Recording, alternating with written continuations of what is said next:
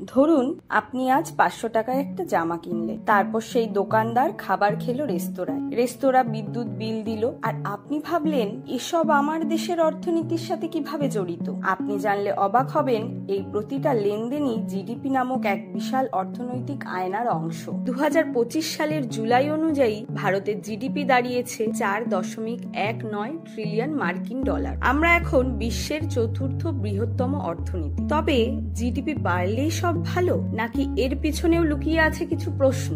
GDP হলো আয়না, কিন্তু সেই আয়নায় দারিদ্র বৈষম্য ধরা পড়ে। সেই আয়নায় কি আপনি নিজেকে দেখতে পান?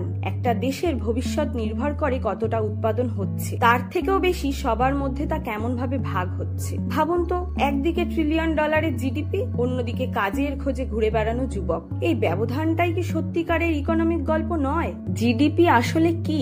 জিডিপি মানে হলো গ্রস ডোমেস্টিক প্রোডাক্ট, বাংলায় যাকে বলে মোট অভ্যন্তরীণ উৎপাদন। এক বছরে দেশের ভেতরে যত পণ্য আর সেবা তৈরি হয়, সবকিছুর অর্থমূল্য মিলেই হয় দেশের জিডিপি। জিডিপি বাড়ে মানে দেশের উৎপাদন, চাকরি, আয় বাড়ছে। জিডিপি মূলত 3টি পদ্ধতির মাধ্যমে মাপা হয়। আউটপুট মেথড, দেশ কত কিছু তৈরি করছে তার মূল্য। এক্সপেন্ডিচার মেথড, মানুষ কত খরচ করছে সেই হিসেব। ইনকাম মেথড, সবার আয় একসাথে যোগ করলে যা দাঁড়ায়। ভারতেও ঠিক এই 3টি পদ্ধতির ভিত্তিতেই জিডিপি হিসেব করা হয়। দেশের জিডিপি ডেটা প্রকাশ করে সেন্ট্রাল স্ট্যাটিস্টিক্স অফিস। একটু চারপাশে তাকালেই লক্ষ্য করবেন, প্রযুক্তি আর পরিষেবার রাজা যুক্তরাষ্ট্রের জিডিপি 29 ট্রিলিয়ন মার্কিন ডলার, চীনের জিডিপি 18.7 ট্রিলিয়ন মার্কিন ডলার, প্রযুক্তির প্যাথশালা জাপান 4 ট্রিলিয়ন মার্কিন ডলার, বাংলাদেশের জিডিপি 450 বিলিয়ন মার্কিন ডলার, পাকিস্তান 373 বিলিয়ন মার্কিন ডলার। ভারতবর্ষে